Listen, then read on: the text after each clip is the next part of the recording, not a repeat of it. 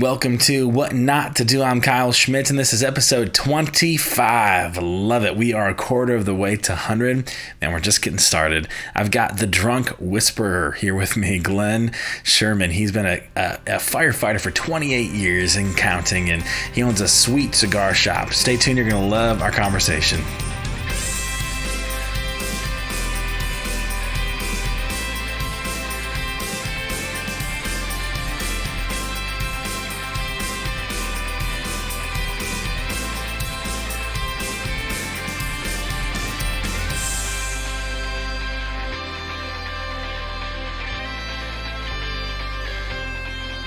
All right, you want to know why? Well, I'll tell you why. My why is to use my presence and my prose to inspire you to go all in on you so that you live a legacy worth leaving. Again, to use my presence and my prose to inspire you to go all in on you so that you live a legacy worth leaving. And I want to inspire 1 billion people to live a legacy worth leaving by 2030. That's 10 years. That's 100 million people per year. So let's go. Join me in this mission to help equip the world for success and inspire 1 billion people to live a legacy worth leaving. All right. So we are at one of my favorite places in Green Bay. If you ask me why, it's probably my favorite place to come. We are at Prohibition. What's the official name? I always botch it. Prohibition Spirits and Cigar Lounge. Yeah, and I'm with owner Glen Sherman. And he's not just the owner of the lounge, he's also a captain of the Green Bay Fire Department for 28 years. Well, I haven't been a captain for 28 years, but right. I've been on the Green Bay Metro Fire Department for 28 years. Captain, I made captain, 5-6 years ago. Yeah, like that, so. That's awesome. Yeah. Very, very cool. So I'm pumped. This is exciting, and Glen said that he has so much to share with us. We could do multiple episodes. But man, I'm curious. What are you smoking? You know what? I'd have to remember. I think this is a 724. It is a company that is no longer in business. So got it. It was in its day a phenomenal smoke. And it still is, but you just can't find them anymore. So some of my hidden away stash that I still have. So no one knows about. Yeah, not everybody, but it was a great company, great guy that owned it, and he's moved on to other things. But that's one thing you'll find in the cigar industry is there's standbys that have been around forever, and then there's ones that come and go, and it's fun to discover different products and new products, things like that in that whole scenario of the cigar world. So that's awesome. Cool. And you're sipping on some coffee, some Texas tea? I love coffee. Yeah, likewise. I got the Four Roses Yellow Label. It's kind of my go-to. I think it's a good value whiskey, and then or Scotch. I think is it Scotch or whiskey? Four Roses? Yeah, it's a bourbon. Yeah. Okay. And if you want to pick apart the difference between a whiskey and a bourbon and all those kinds of things, I'm not the guy to talk to. I don't know. This is the wrong show for that. We're just drinking. And I've got the Cohiba Connecticut, which is delicious. So I've never had it before, and it's awesome. Courtesy of Sir Glen over here. So it's awesome. But man, so we've gotten to know each other a little bit over the past probably 2 years. And funny enough, Big City Small World, your nephew was one of my best buds, like in 4th and 5th grade, which is really, really cool. Brian Buck. Yep. So, just fun stuff. But I'm, aside from folks that are in our networks that already know you, a lot of folks that are listening to this will have no idea who you are. Sure. They probably never heard of a fireman turned entrepreneur, or maybe haven't heard of a fireman who just love cigars so much they'd open his own shop. How can you be profitable? Isn't that a rich man's game, right? Type of thing. Yeah. And why don't you unpack for us? Who are you, man? Where do you come from? What do you like to do? Yeah, who's Glen? All right. Glen Philip Sherman, born in 1970, a product of the Summer of Love. That's what I like to think. Anyways, seriously. I was actually given up for adoption when I was born, and adopted by an amazing couple that had 2 kids, my older brother and older sister. My dad was a minister. He worked in the mill for a lot of years, and then became a minister when I was 6 years old. So I grew up with that family. Incredibly loving family. I was much taller than everybody else. Was that here in town, in Green Bay? We moved out of Green Bay when I was 6. Okay. We moved around the state of Wisconsin. My dad preached. He was an Assembly of God minister. Yeah. And in some small towns, Ashland. He started Marshfield, Ashland, Adams, Wisconsin. He was in Pound for a while. It seemed like we stayed on Highway 13 my whole life in different areas, but always small towns. But my family, my dad was originally from Wapaka. My mom is 3rd generation Green Bay. Yeah. So now I'm 4th generation Green Bay.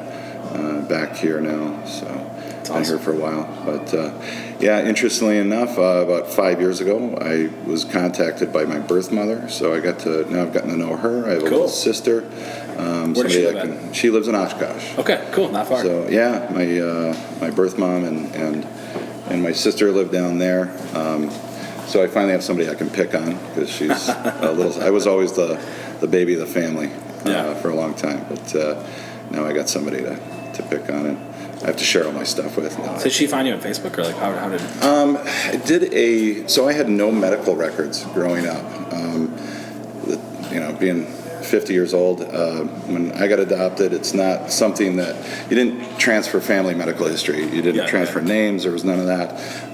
So I just had no medical history. So I decided that I would put in an application to see if I could find medical records, and then that is a state of Wisconsin program, and they sent that out, tracked down the birth parents, and sent them a request just saying, can we have medical records, that kind of stuff. So in there was an option to contact and to talk to each other. So we had both filled out, sure, we'd be willing to talk to each other. And through that, we just got a phone number and called and met and got together. And so now we actually have a relationship. We get together, So cool. come up for Christmas and all that kind of stuff. I got 2 moms. Yeah.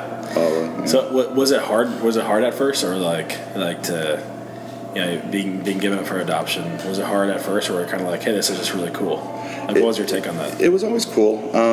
My parents were very honest about it. I think they knew when I was taller than everybody else in my family at the age of 10 that they weren't going to hide it from me.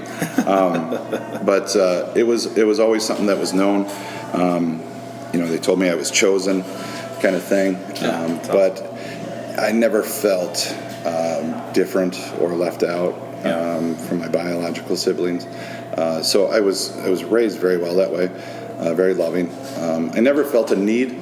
I wasn't missing anything. I never felt a need to search out, find out why I didn't feel abandoned, anything like that. So for me, it was just, extra when I was able to reach out and talk to my birth mother. And there was some, when I thought about it, I'm like, well, I'm not really missing anything. So if it doesn't work out, it doesn't work out. I didn't know what kind of situation she was going to be in or anything like that. I've talked to several people that have been adopted and they met their birth parents and it went wrong or went bad somewhere. But I didn't have any expectations. And, so it's been very laid back and cool. Accepting. So what a reflection on your parents, right? And just how much love they gave you. And I loved what you said. It was just extra. Which is so cool. That's really neat. And you have a lovely wife, Tara. I do. Yeah. Wonderful. Beautiful. And 5 kiddos. 5. We're trying to catch up with you guys. Wonderful, beautiful kids. They're all a treat. The middle, one of the middle ones turned 16 today. Oh, so, wow. Yeah, Maria is 16 today. Is she the one with like the TikTok channel? Yes. Like 100,000 followers on I gotta take some tips TikTok. from her, You should. I still, I have no idea what it is, but apparently she's well liked and followed. There you go. I probably, my brand might be a little bit different, but I do these. I just started what I call "What Not to Do Live," where I just roll into a public joint. Find the first table I see and ask them what the worst advice they've ever heard. I thought TikTok might be kind of fun, a little bit out of my comfort zone, but I'll take some marketing tips from her. Yeah, so. I don't know if she did it on purpose or what, but she's popular. That's awesome, man. So talk to us a little bit about, and maybe just give us a high-level overview of your sketch. I mean, 28 years in the fire department, that's awesome. Yeah. Did you know you always wanted to be a firefighter? What was kind of that trajectory? And then the cigar world. Mm-hmm. That's a really cool cool culture, niche culture. I think much needed in our day and age for many different reasons. Right. But I'd love to hear that story of that kind of evolution in your life. Okay. Well, when it comes to being a firefighter, it was literally something I consciously wanted to do since I was 4 years old. I remember the first time I visited a fire station, I had an uncle that was on the fire department. My grandfather was on the fire department in New York State back in the 20s and 30s. And then, so I've had this family connection. It wasn't my dad's thing or anything like that, but it was something I was exposed to a little bit. I just, for whatever reason, knew. And I don't know if it was because I was stubborn. I just stuck with that same idea. All throughout, that was my goal through growing up is I was going to be on the fire department. I don't think I took exceptional steps to make sure I got there. I didn't really join a volunteer department. I didn't chase around fire trucks or anything like that. It just, to me, it was the job. It wasn't it wasn't flashy trucks and bright lights and loud noises. Because I knew people that were in the job. It was something about that job that I wanted to do that seemed attractive to me. So went through growing up. I went through high school, got into tech school program, 2-year college in Madison.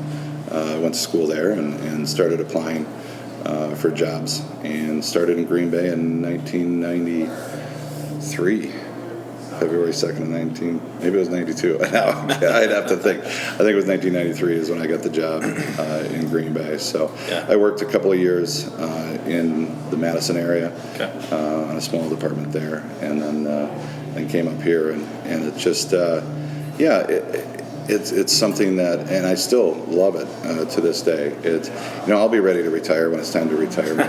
My body doesn't agree with my choices sometimes, but there's a camaraderie, there's a sense of accomplishment to what you do. You feel good about it. One of the amazing things is when your shift is over, it's completely over. You're done. You're done working. Which is absolutely the opposite of the business world, or having a business, is you're never done. It's whatever work you don't finish is going to be waiting for you the next day when you wake up. So that part of it is incredible. But with firefighting in our schedule, 24-hour shifts, that allows for time to do other things, chunks of time, and it's difficult to find a second job, although almost every firefighter I know works a second job. Sometimes three or four, even four. And but it's often difficult to find that one that will fit your other schedule. So I would say there's a number of us that start businesses and work for ourselves outside of the fire department. So for me, that was the angle that I kind of went after, and I'd done a few other things over the years before I got into the cigar business, which kind of was by accident. It just kind of happened. But my grandfather was a cigar smoker, and all day, every day, he smoked cigars constantly. And so I was around it there. My dad was a cigar smoker until he stopped smoking years ago at the age of 36. He quit, but he was a quitter. But he, so I was introduced to it at a young age, and it's something that, mainly in adulthood, I took to passionately, I guess. And, so I got to the point where I decided, that's something I wanted to be around. In the Green Bay area, anyways, we were lacking for a culture, a cigar, kind of a centrally located cigar culture. There's something different about it, than just smoking the cigar. Right. And in the early '90s, there was a lot of bars that would have a small humidor at the end of the bar, and they would let you. It was kind of a fad, let you smoke cigars. But we never had anything like a cigar lounge, and I kind of saw, an opening and. For something like that. So that's kind of what led me to the cigar world, and just to start something for people that felt the same way I did about cigars. So, That's kind of how I got into that. So what was it about that cigar culture that was just so contagious for you?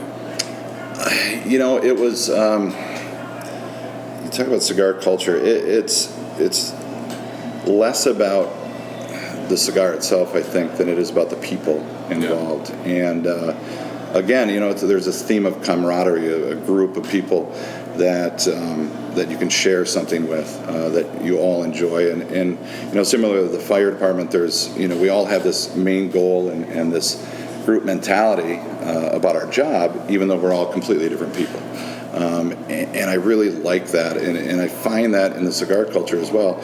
You go to a cigar lounge and you'll have people of incredibly different economic backgrounds, cultural backgrounds, racial backgrounds, all those things, and they have one thing in common.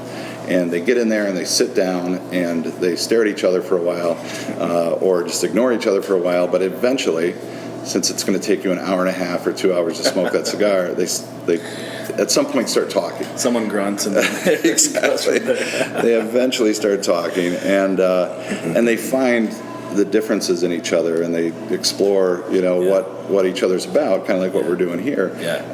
And they have that one tie-in together, which is cigars that they enjoy. So I always found the culture was quiet music,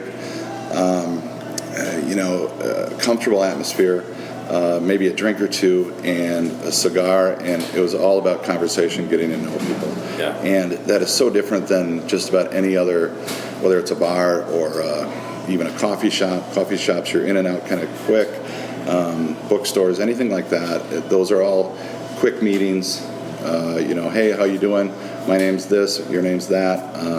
And then you're gone. You might not run into each other again. There's something about the cigar culture that forces you to sit down and you have a conversation. You get to know somebody for the differences that they have. And to me, that's what really drives cigar culture, at least in my mind. Yeah, as you were talking, I was thinking when you go to like Starbucks, you go to these other places, the best that they try to facilitate conversation, it's really more just consumer driven. Yeah. You're in and you're out, that type of thing. Versus conversations, like consumer centered or conversation centered. And it's amazing. So I guess just from my experience, you can come in here, you meet a perfect stranger.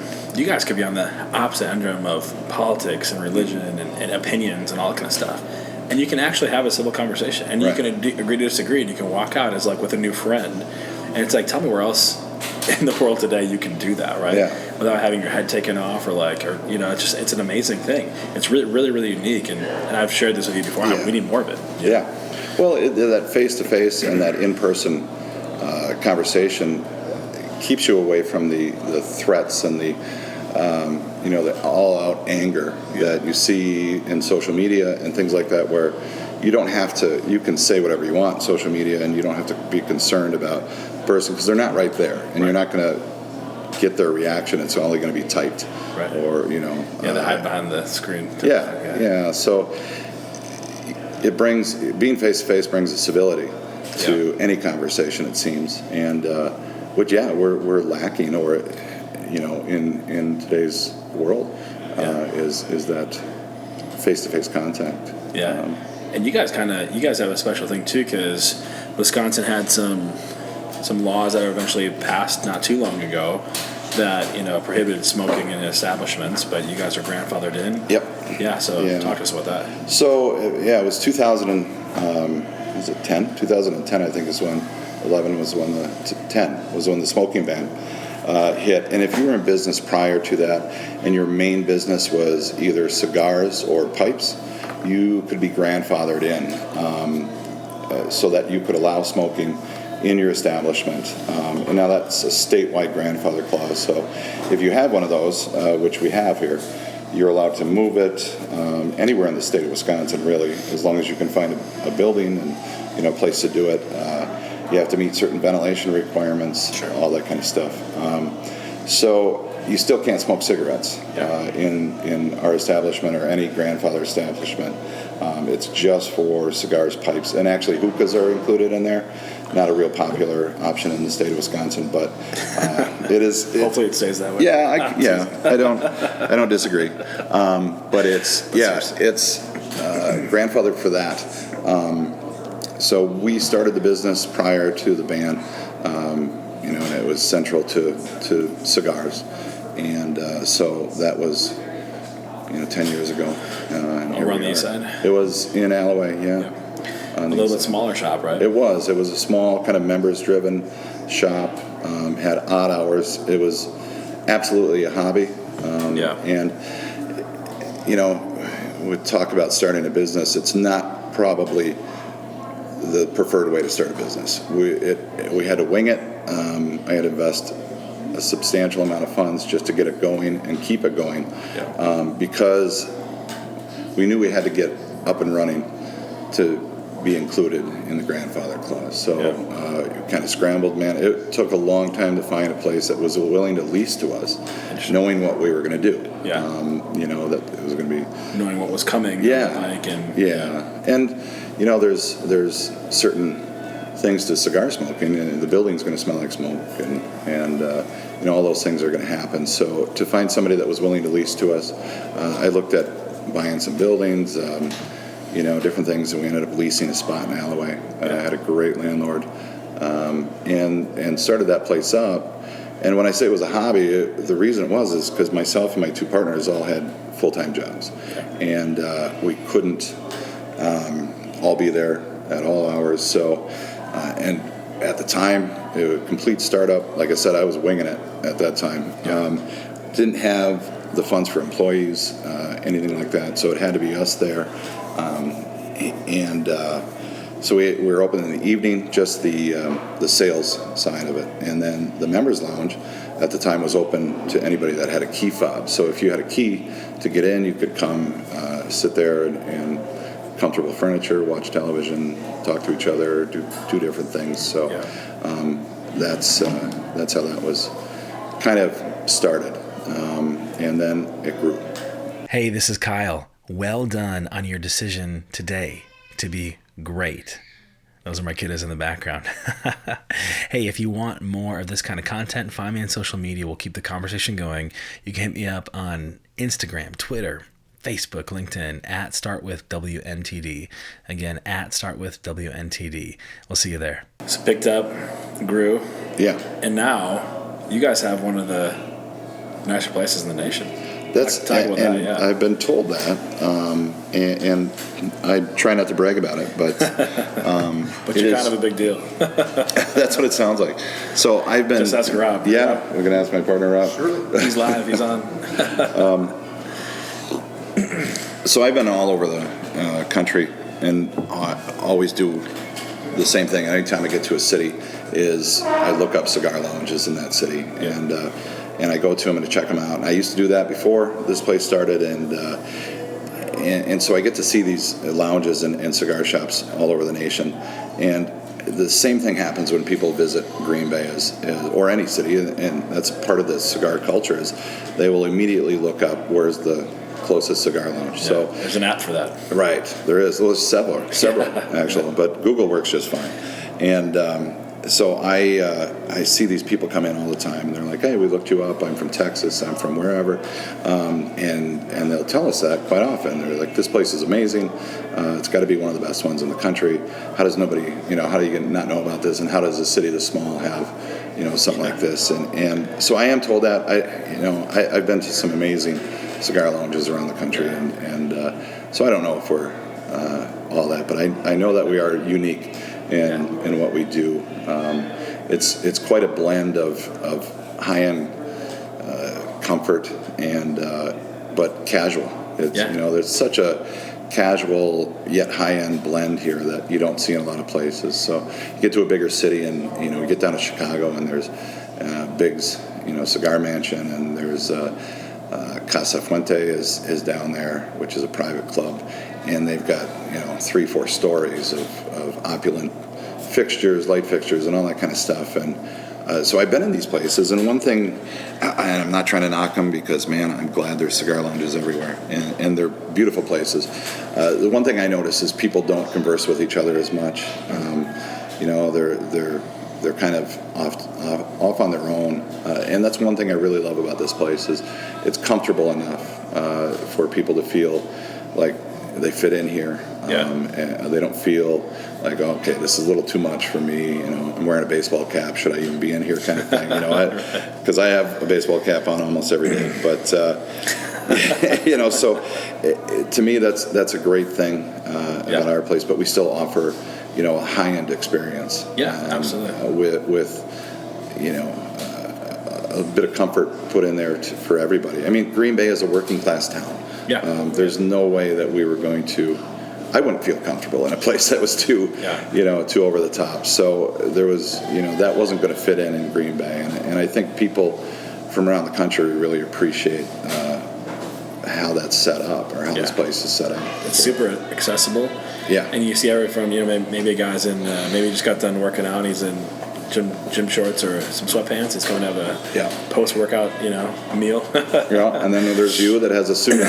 There's that. Or you see folks that'll bring their clients in here for businesses. You'll see folks that come out here on date night, right? Absolutely. But, maybe the gal doesn't smoke, but the guy does, and then they have a drink, and then they're off and about. It's just really cool. I also enjoy pipe tobacco. Yeah. And I know that there's that's kind of a tribe in and of itself too, and they'll come through here and groups will get together and have pipes and that kind of stuff, and it's really it's neat. It's you guys do a really, really good job. I think that's a good way to say that, like, accessible, doesn't matter where you're coming from, it's here. And it's actually, it's kind of an honor. People ask the same question about, like, the Packers. Like, what is something like the Packers doing in such a town like Green Bay? Like, you take Green Bay out, like, we wouldn't be on the map. And kind of an honor to be asked a similar question, like, what is a place like this doing in a place like this? You know what I'm saying? Yeah. And I think you guys bring so much value to this area. And even now that you're downtown on Broadway, and you've seen the development of that over the past, 10 plus years, and how they're really developing and trying to invest more in the downtown. It's cool. And you guys are a huge anchor, cornerstone in that, which is awesome. We've become that, I think. Again, without trying to brag, we are a fixture down here now. I said it. But yeah, definitely, we're definitely we've become a destination for a lot of people around the country that return visits. We'll get them from Philly, and a lot of that is driven by the team, the football team. You get out-of-towners coming in for games. Green Bay is a mecca for just football fans in general that come here. And sports fans even. Absolutely, yeah. And so we get a lot of that. But I don't think people realize the number of Fortune 500 companies that are based in Green Bay, and the amount of business travel that is done here. So we get a number of visitors in town that are working in Green Bay. They come to Green Bay. They're here for 2-3 weeks, with one of the companies, the paper industry, obviously. The Cheese Exchange, the National Cheese Exchange, used to be right on Washington Street here in Green Bay. And they're not sexy industries, And so they're not sexy industries that, And so people, in Green Bay Metro, maybe like 250,000 people total. It's not massive. And you got to go through cow country to get to the next, kind of nearest bigger area. And absolutely. And it's really surrounded by residential. So it's, as far as like a commercial aspect, the downtown isn't really going to grow and swell so much. Right. It's kind of interesting dynamics all across the board, but it's cool, and it's growing and it's exciting. There's stuff, Titletown Tech, other startup stuff around the area. It's just kind of cool to see a lot of that what's happening, and you guys are at the heart of that, which is really, really cool. Yeah. Well, Green Bay is a town that's built on you talk about advice for business people, and here's something I told my son, who had some really amazing questions about getting into business a long time ago, after he saw what I was doing. And I said, son, it depends on what you want to do. I said, if you really want to make a lot of money, you want to be a business owner that makes money, I said, find something really boring that everybody needs, and then do that and make that, and that's our entire town. It's like toilet paper. I mean, everybody needs it, but it's a boring industry, trucking and... Well, that's debatable. That's true. Well, boxes, we've got, Green Bay Packaging. They really started making cardboard boxes is what they made. Right. And, the cheese industry and all these things. They're amazing industries, and they employ an entire, area.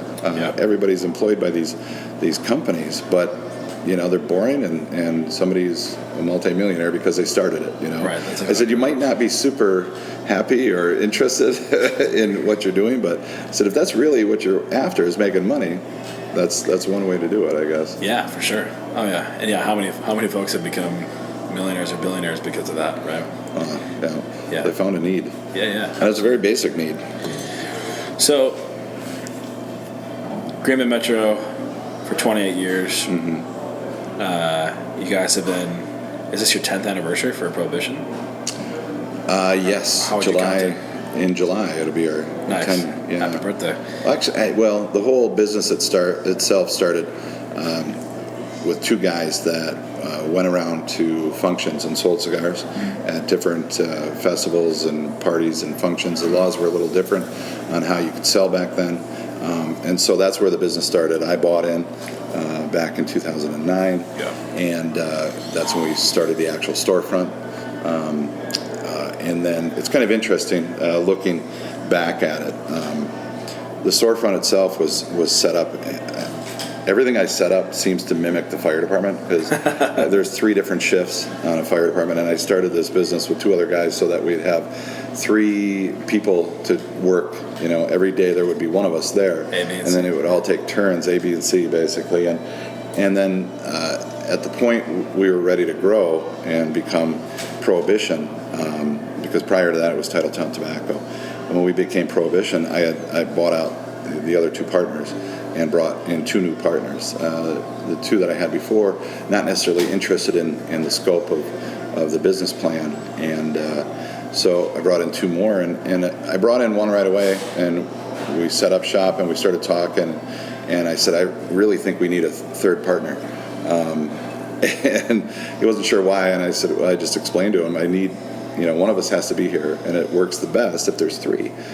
Plus then it's never one against the other. It's always going to be, somebody's going to be a deciding vote when it comes to decisions and all that kind of stuff, and it works out better. It makes everything less stressful, and so we brought on the 3rd, and just before we expanded down here. So, but yeah, it's been a while. That's awesome. You mentioned before, just a minute ago, about logistically how you modeled off the fire department, but I also see some other overlaps. Having in a former life had a brief stint as a firefighter myself, that kind of camaraderie, like you'd mentioned, community. The fire department is, being at station is very, very much like that, right? You gotta learn how to live with the guys. Everyone comes from different points, and you're eating together, you're working together, you're helping other people together. And it seems like a lot of that carries over into cigar culture, which would make sense, at least to me, like why that's so appealing to you. But I'm curious, like, how would you talk about like why, like, you wake up every morning, like, why are you still fighting fires, serving the community in that capacity? Why Prohibition? Why are you still doing these things? Is there like a greater purpose or vision, kind of that pulse within you that's saying like, this is why I do what I do? I think everything, it really goes down to the core is there's a need for me, at least, I realize there's a need in the community for several different things, but there's a need for me to do something. Oh, but this is a cliche, not to just help people, but because at the end of the day, it makes me feel better. It's not necessarily, making other people feel better, or even it's kind of a selfish way to look at it. Is helping somebody makes me feel better.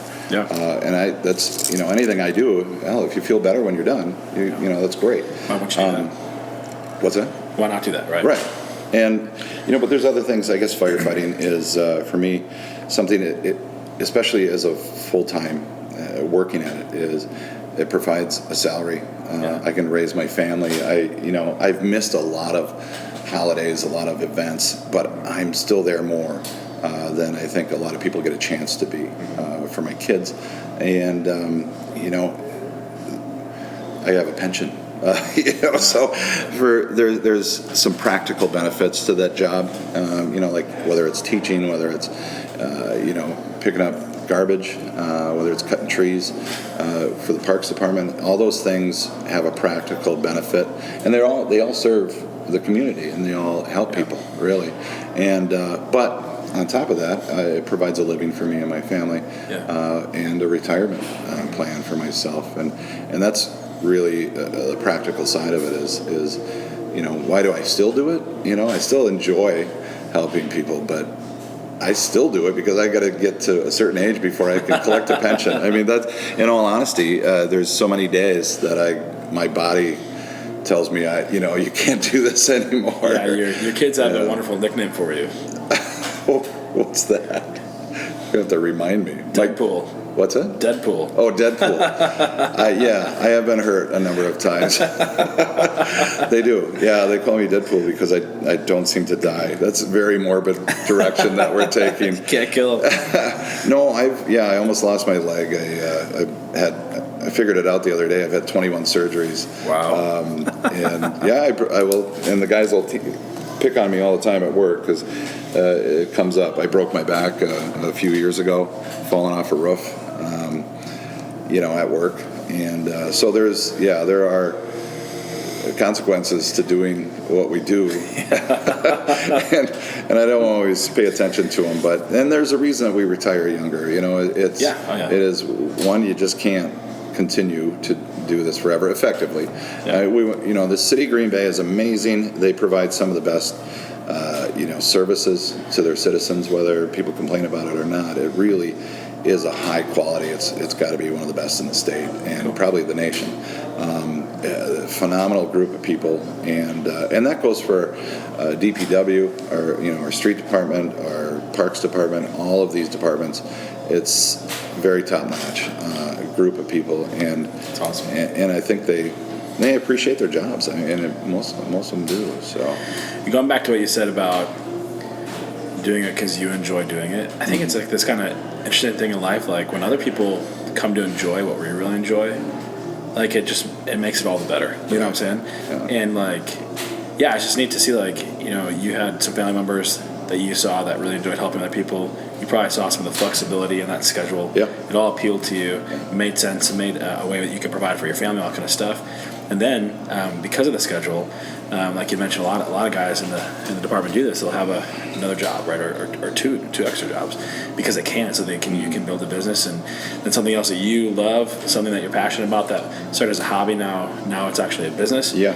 And that's super exciting. And again, it's all in the things that, hey, you enjoy this, and if you can help other people to enjoy it, why not, right? Right. It's actually kind of funny because it's a similar thing with this podcast, right? I love the face-to-face interaction. It's Kyle style. I love sitting down, just talking, getting to know people's story, learning from them, learning from their experiences, and I can broker that conversation and give it to the world, who would also probably really, really enjoy that. And then it makes it all better when someone else really enjoys what I enjoy, which is just awesome. So, yeah, that's good stuff. Well, and one of the things you talked about is to the why, and I didn't really touch on it when it came to Prohibition. And I've talked to my wife about this before. She was wondering why in the world. There's days where you go, why in the world did I do this? And, I've talked to my kids about this. There's a difference between a business that you start to just make a living, and there's a difference between that and a passion business. This started out as very much a passion project, but, I've told them at the end of the day, if this didn't make any money, if it didn't do well, it was all about creating something, and that was really, really important to me.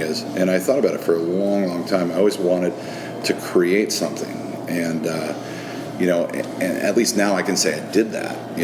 Whatever happens, whatever business or direction this business takes, is I was able to actually create something that I'm actually very, very proud of. And I think people don't give that enough credit for any small business. Is you walk into a store and you're like, wow, this is amazing, and all this stuff is really cool. There's a couple of thrift shops. I don't want to call them thrift shops. Boutiques, yeah. Reclaimed items, all those kind of over here around the corner is a business that takes all this stuff and they create new, interesting and unusual things with them. The guy that owns that is a builder in Green Bay, a contractor, and he by no means needs a tiny little storefront in the Broadway district to make a living. I mean, he does really well and is responsible for some of the most amazing and beautiful homes in the Green Bay and Brown County area. And but he started the shop because he wanted to create, and it allows for his personality, his stuff to come through and be able to create something. And I think a lot of what Prohibition is myself and my business partners, our ability to create something, and then the people coming in and enjoying it is the validation. And that, granted, that's not enough. You need to make money to pay for it, but right. that is a huge part of it. I'm sure any comedian would tell you the same thing, or any musician. It's when people tell them they like what they did, that is huge for them. Them going out and buying their albums or paying for tickets that's the financial side of it. But they wouldn't be doing it if they didn't want people to like what they created. Oh, for sure. And I think a big part of this business is about creating something that we think other people will really enjoy. Yeah, and they do. Yeah, well, it seems to. They seem to. I get a lot of good feedback. So. Hey, thank you so much for listening. If you haven't already, and only if you think the show deserves it, would you go over to Apple Podcasts and give us an honest, thoughtful 5-star review? This will really help us in our mission to equip the world for success. Well, it's awesome, man. Yeah, folks really, really enjoy. I really enjoy it, and I've never heard anyone come in here and say they don't like it. Everyone's like, "Wow, sure, like this place is amazing." So you guys have done a fantastic job, and thank you, man. I hope you guys just prosper all the more. Maybe, who knows? Maybe multiple locations in the future, right? That would be fun. Take over Wisconsin. Sometimes it sounds amazing. Sometimes it sounds like a nightmare. Multiplying a problem, right? Yeah, that is true. Well, with 5 kids, and there's a lot of kids between myself and my partners. Who knows? If they ever want to get into the family business. Oh, totally. My son, as a matter of fact, is going to school to be a firefighter. So, it's Casey. Casey's going to do that. So he's kind of following a little bit, but. You never know. We've got some I can't even say that word, entrepreneurial kids in our families. So. That's awesome. Yeah, and your other son, he didn't only ace the ACT and the SAT once, but twice. Yeah. Well, it's just phenomenal, right? Yeah, they didn't believe him the first time. So no, you're going to take him both again. Yeah, he aced it, so they wanted to make sure he didn't cheat, so they made him take it again. He definitely, his brain, he's got this amazing brain, and he takes after his mother when it comes to brains. Casey has the brawn, and played football. He'll take after my that from me, but it's fun to watch these guys grow, and the awesome. girls are a handful, but man, they're not heading off to school, and girls are a handful, and they're beautiful and they're amazing to watch, but my brain works completely differently, so it's so hard to understand sometimes the decisions that are made. but again, I just got to realize my brain does not work that way, and I'm not even going to try to figure it out sometimes. Oh, that's awesome, man. We were chatting the other day about you implemented a lost and found policy at the Sherman household. I did, yeah. And what's that all about? Well, so many things get left.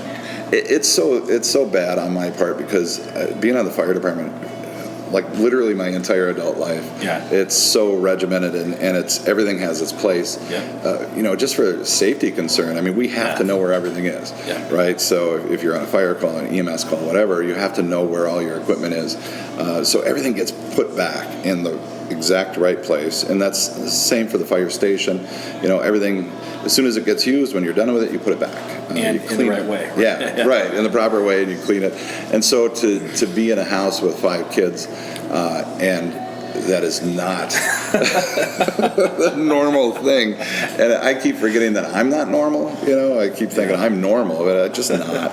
And so it becomes, I tend to get infuriated, and I'm like, why is this here? Why is this right here where I have to? You here? Why are you in my way? But so I used to do very creative things, like if I found a pair of shoes, one would end up in the light fixture above the kitchen table, and the other one would end up somewhere behind a couch. I would just hide them in different areas, and I would put things in the freezer and the cupboards, and if I found cabinet doors open, I'd just take the cabinet door off. And I was like, why would we even need it? So I figured as a compromise, and I don't know if my wife the kids see it as a compromise, but I would create a lost and found bin so that everything I find laying around that doesn't belong, I put in the lost and found bin, and then at least they know where to find it. My daughter came home the other day and she's asked her mom, she sighs very loudly and goes, Mom, where's the lost and found bin? I've got to find my lanyard for school. And so she was, at least they know now there's a central location for all the junk that I find laying around the house. And so, yeah, one of the youngest girl was upset. She's like, even no house has a lost and found bin. Even hotels don't have lost and found bins. And I'm like, yeah, they just throw your stuff out. So before I got to that point where I just started throwing everything out, I figured maybe I'll try something in between. Light bulbs, cold cuts. Yeah. Food, mac and cheese. Yeah, I might be a little. That's awesome. The vacuum cleaner ended up in the lost and found bin the other day. These our listeners had no idea they were going to get some awesome parenting strategies in this episode. Well, That's hilarious. That's most awesome. people that I tell, the wives will look at me and like I'm a horrible person, and the husbands will look at me and like, I'm amazing. It's like, wow, you must be Deadpool.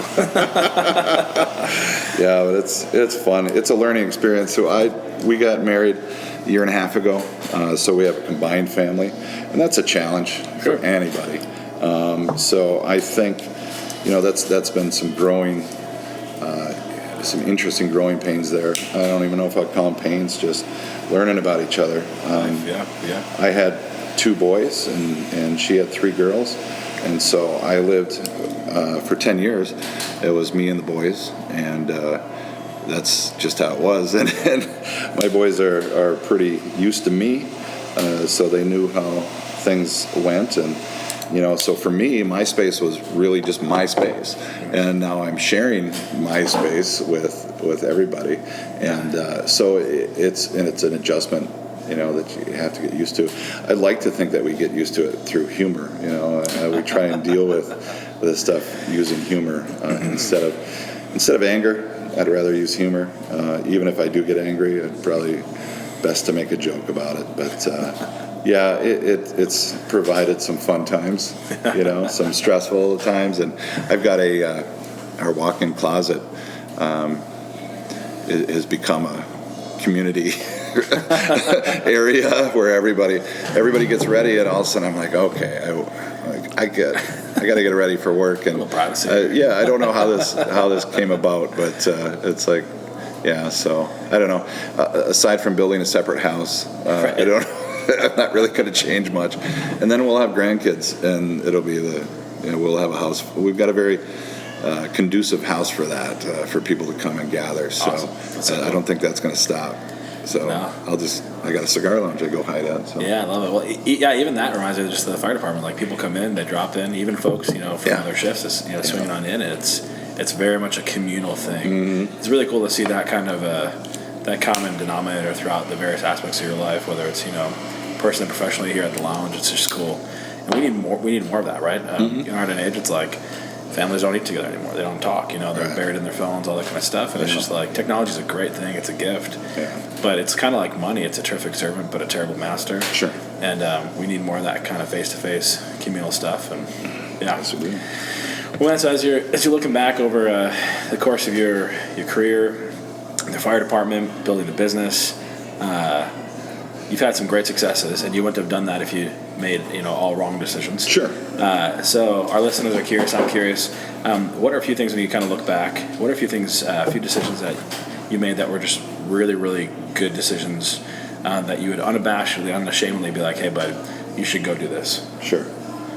Well, let's see. I'm going to divide my experience into 2 sections. Yeah. Because there was an event in my life that drastically shifted how I thought about just about everything in my life, and that was when I got sober. So that would be 2007. So prior to that, I made decisions based on how to get drunk or high. Yeah. And that was so. What not to do. Don't be a raging alcoholic. That would be number one. But one thing I realized, and I went through detox and a rehab program here in town, Jackie Nitschke Center, phenomenal facility. Cool. Worked really well, at least for me.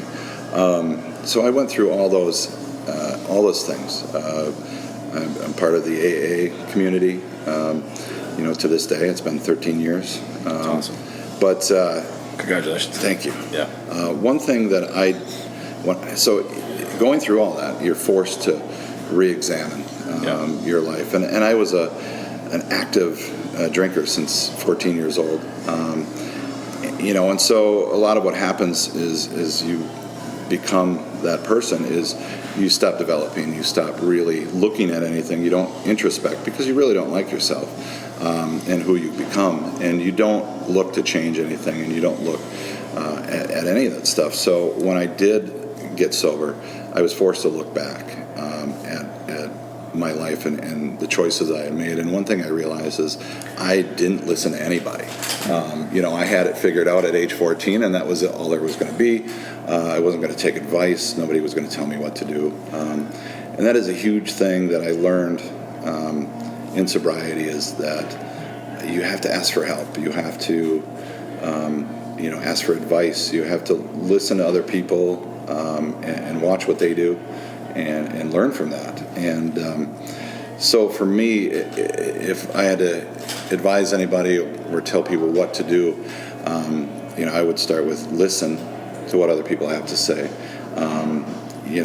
Get a partner, get a couple of partners, get people with differing ideas. Yeah. And, because if you start something and you're just going to do it your way, whether it's a business or whatever it is, it's just going to be your way and you're going to do it that way, you are not, I'm going to guess that you're going to fail. Because you're the only person in the world that thinks the way you do, and you're trying to service or attract hundreds of people, an entire community, an entire whatever, to a product, to what you're selling, a service, whatever it is. And if you're only gearing it towards yourself, you're going to be your only customer, so to speak. So one of the things I would, that I learned is be open and listen, and actively listen, and take the pieces that you need from that, from what other people say, and be open to ideas. That kind of stuff. I was never going to do this without partners. Because I wouldn't have learned anything. I wouldn't have, everything would have been just what I was thinking, and that's not what people want. Yeah. So, that was a huge thing for me, and that's how I kind of divide up my entire life when it comes to anything I look at as, pre-sober, after sober. Whether it's my job, the fire department, whether it's business, whether it's relationships, all that kind of stuff. So, listening and being open. One of those things that I think I did right after, after that period of time. I started this business basically with two guys that were sober as well, that I met in that around that time frame, and we had a thing in common that we wanted to create and share, and that was a cigar lounge. Originally, we did not sell alcohol when this was first started. Not until we moved down here and added the bars. So it was really kind of based on this idea that we're not going to hang out in bars, but we need a place to gather. I love coffee personally, but I can only hang out in coffee shops for so long. Yeah. A lot of times we've called this place an adult coffee shop, many, many times, because it offers that. You come in here, you don't. So I don't drink. You don't have to feel pressure to drink. Nobody does. You can come in here and hang out and drink coffee and soda. Yeah. We have more soda options than I think in this place. We got soda machines on 2 floors, plus the bar serves soda. I mean, there's so many options. It's amazing how a good RC Cola just is like so refreshing with a cigar. Mm-hmm. I don't know what. Maybe it's the sugar and the tobacco. I don't know exactly what it is, but it's just awesome. It's this underground thing. It's renowned for how it pairs with cigars is Dr. Pepper. Interesting. So and I've read that and I've experienced it. I still prefer coffee with a cigar, but so we carry the original Dr. Pepper with real sugar in the bottle. We have that in the bar. And that is, you look it up on the internet sometime, cigars and Dr. Pepper. It's like one of these, things that gets talked about a lot. Is I did not know that. Yeah, check it out try sometime. Yeah. It's phenomenal. But again, I'm like coffee and cigars is my thing. But and that's really cool too. So like it's amazing how, and I mean, I guess just listening to you, like another thing that you did right was in learning from your experience, getting sober and asking for help, you parlayed that into building a business, right? You reached out to others for help to get sober.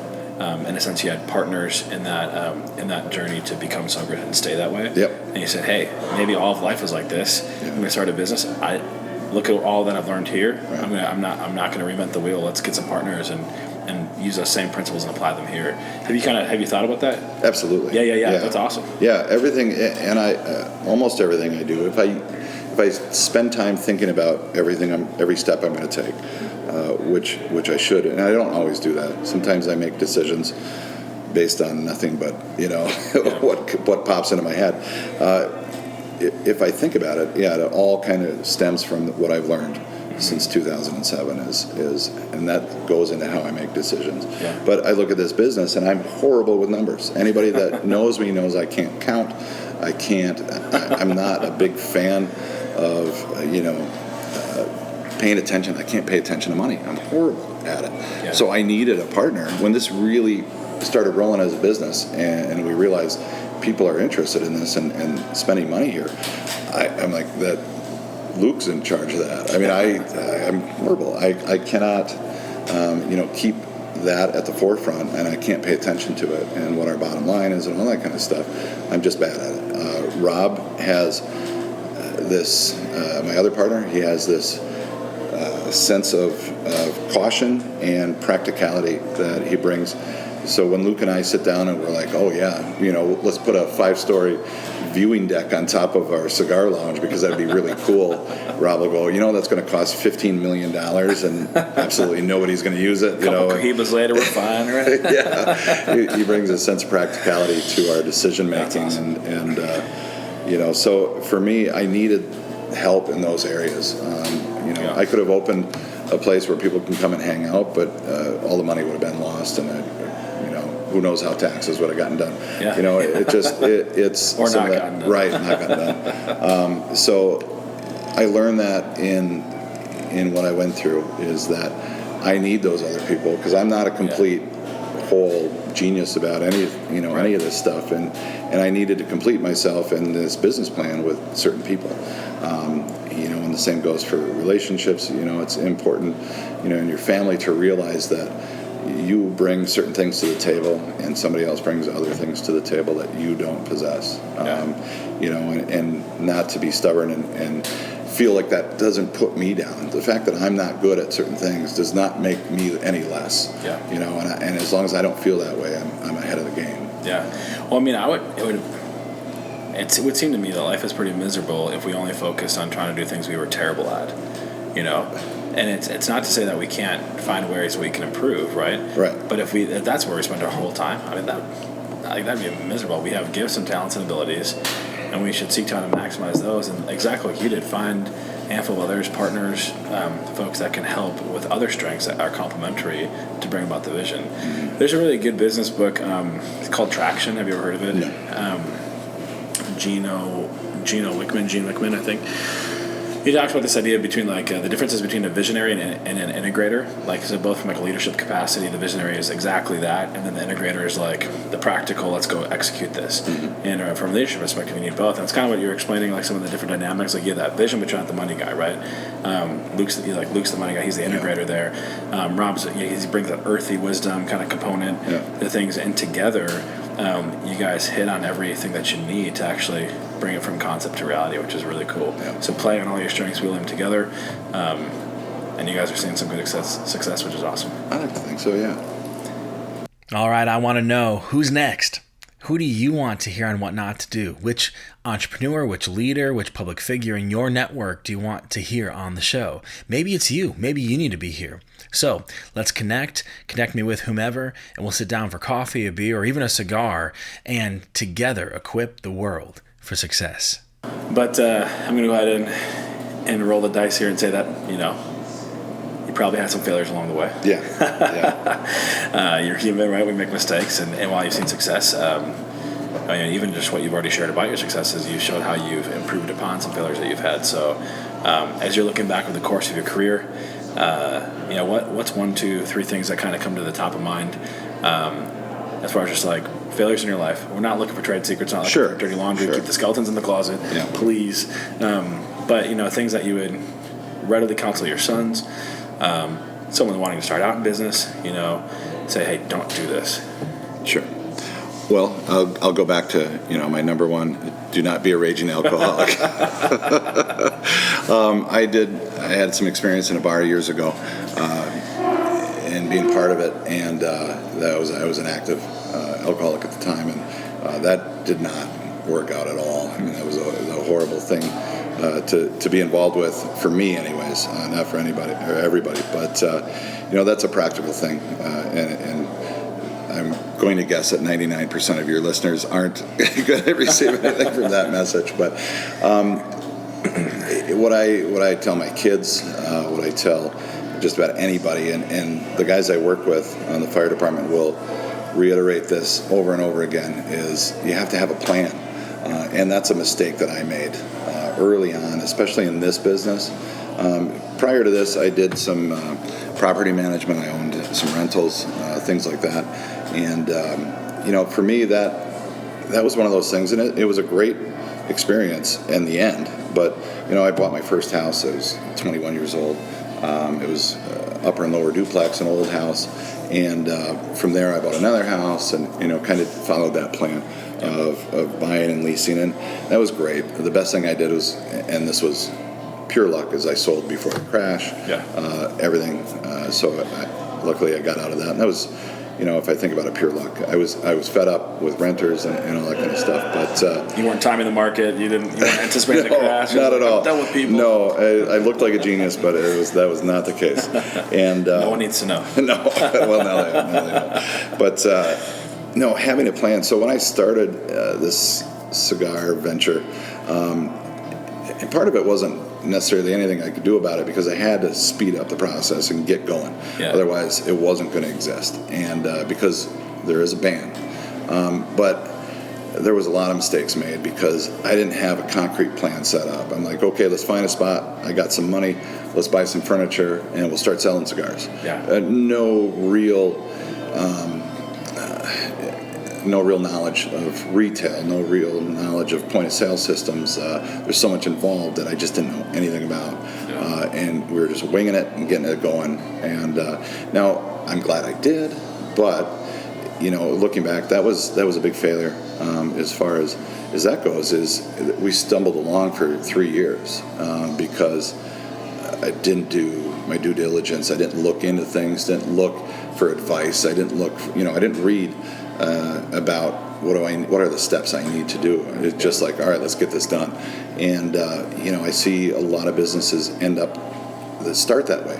I've got a great idea. I make the best cookies in the world. I make these. Tons of money. They're amazing. I'm just going to buy an oven and I'm going to open a door and start selling cookies. People will smell them. And and there is some people that made a ton of money off of selling cookies. It's absolutely true. But without a plan, I've seen a lot of businesses open and close very quickly because they had no plan of what they're doing. So, and the guys at work, I talk to people on a regular basis on the fire department, and the guys would tell you this. I give them my plan speech. They call it the plan speech, and I'll tell you where that stems from. And again, like a lot of things in my life, it goes back to sobriety. Is they call me the drunk whisperer at work. So we deal with a lot of people with problems with alcohol on the fire department, and usually it's an emergent need. There's emergencies that happen. But we had one gentleman. He was staying at a homeless shelter, and the rule is at the homeless shelter you got to get in there before 10 o'clock at night. And if you don't go there, you end up at crisis center, or you end up at the hospital or something like that. And it's detox. And it's a big drain on the system and all that kind of stuff. So there was a gentleman that would show up at our door at 9:45 at the fire station, ringing the doorbell, and or 10:15 or whatever. It was usually after 10 o'clock. He would show up and he'd be like, I want to go to the crisis center. And then we'd end up tying up an ambulance to take him to the crisis center. And they would eventually get him placed somewhere for that night, but he couldn't make it back to the homeless shelter before 10 o'clock. And so about the fourth time he showed up, brought him inside, I sat him down, and I started talking to him, and everybody's listening, and I go, listen, buddy, I said, you got to have a plan. You got to have a plan to get to the homeless shelter before 10 o'clock at night. I said, I don't care. You can drink all day long. It doesn't bother me. I'm not judging you. I said, you do all the things you want to do, but you have to think about this. At 8:30 at night, you start making your way back. I said, you got to make a plan to get there at 10 o'clock at night, because we can't keep taking you and tying up resources and costing the taxpayers money by bringing you and going through this whole process just because you can't get there before 10 o'clock at night. I said, and so everybody took that, and after that it became the plan speech. You got to have a plan, and but it's true in so many aspects of life. I'm not saying you can't wing it once in a while and have fun, but as far as business is concerned, you really should have a plan, and that's definitely something I did wrong in the beginning. Yeah. Our planning didn't take place until 3 years after that place, the Cigar Lounge opened. So how would you phrase it in like a don't do this type of way? Like because you said you're not, there's maybe a time to just kind of go with the flow, maybe a time to wing it, but you don't want that to be the majority of the time, and really you don't want that to be your default. Right. So how would you say it in like a don't do this type of way? Don't not have a plan? Does that make sense? No. Don't skip the plan? Well, so many people just think just because you have a good idea means you're going to automatically, it's going to just be this huge thing. So I'd really caution people anytime they come to me, and people often do that. They'll come to me and say, I've got this great idea. And I'm like, okay, have you thought of this, this, and this? And not really, I haven't. And so many people don't ask that question, and they just go open the doors on some idea that they have. So, I just would caution people from jumping into things, before they study on it, before they look at the boring aspects of owning a business. Who's your tax accountant? Who's your point of sale system? All the things, you can start selling. Farmers markets work great if you want to make cookies and pop a tent up. Yeah. But guess what? You're still going to have to keep records and pay taxes at the end of the year. But you can do something like that where you're taking cash from somebody and giving them change. You still need a cash box. You still need a table to put your amazing cookies on. You still need a tent to cover you if it's still if it rains. And a lot of people, and I found this out jumping into it, is I wasn't prepared at all. And be prepared. You gotta, and you can't think of every situation or problem, but you gotta have a base to start this thing on. I think the way that I heard you say it was, don't confuse an idea with a plan. Those are two different things. Right. And like exactly what you said, people think that since they have an idea, that's like you get to pass go, you get to collect $200, go. It's a green light. No, that's a concept. It's an idea. Now, flesh that out on paper, make it something that's actionable. And how many resources are out there? They're all over. It's amazing how willing other local entrepreneurs are willing to help. Yeah. They're even in Green Bay here, we've got the Startup Hub. Yeah. There's usually resources at the Chamber of Commerce, that type of thing. I mean, it's like, or like Google, right? There's books, everything like that. And I think that's really, really important. The idea is important, right? Yeah. And the plan's important, but those are two very, very different things. That's so good. I'll also say, don't start a business with your friends. I know it's worked. It's worked for a couple of people out there, but unpack that one for us. Yeah, so I started it with friends, and it didn't work very well. I've watched a lot of businesses start with friends, and it's gone. One, you lose a friend, and you quite possibly lose a business that way. Would you extend that to family as well? That kind of that sphere? Yeah, outside of your wife, personally, with my wife, I would start any business with her. She's, she excels. Your spouse is your business partner, right? Inescapably so. Yeah. She excels at the areas that I drastically lack. Cool. So, but she's kind of the whole package. She's very creative as well. Other than that,